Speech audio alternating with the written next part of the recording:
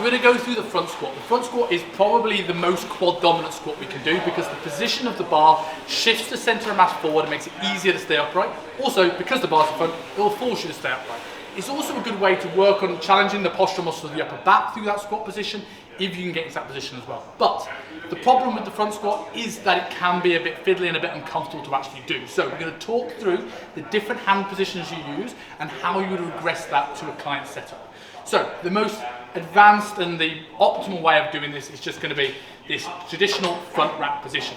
So what we want is this to be literally into the throat. It's going to feel like you're choking you a little bit, and we want to get the position where we can get those elbows up above the bar. If we start to see those elbows drop, there's going to be a big push to the biceps. I mean, when I was learning the front squat early on, it was more of a bicep workout than a quad workout, and this is why.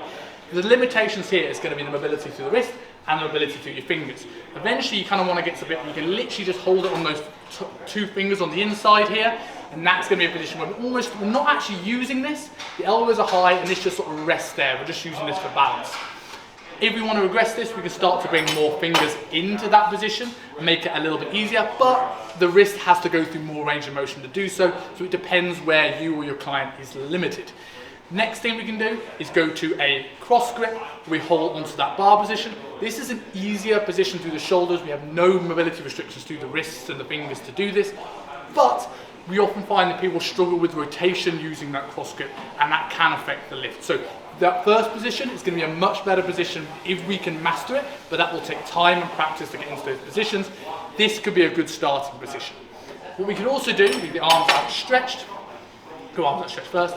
And this is a really good way of doing it. We can't load it much, but this is a good teaching tool, having the arms outstretched to teach you to that you just want to rest there rather than relying on the hands to keep the bar into position. If we can learn this and it stays there, we can bring the arms back, teach the fingers to get into that position, and it's much, much easier. The last one, if someone really doesn't have the range of motion and they struggle with rotation in the cross grip, is using some straps. Now we've got those straps, that can basically do what the fingers couldn't, and we can get those elbows above the bar. So to go into, if you want to get into your most preferred position, which I presume is going to be the most advanced, and we're going to go into a heel elevation here. You don't need to, but I would advise it because it's a quad dominant squat, and a heel elevation will make this a quad dominant squat. We get into this position, and because of this, we're going to want knees first in this squat, because if you want to drive those knees as far over the toes as possible and keep that upright torso. As you can see here, he's super upright because he needs to be, and as the bar now will come down almost in line with his hip, and we can see how far his knees are away. This is a much more quad dominant squat than the back squat we looked at before.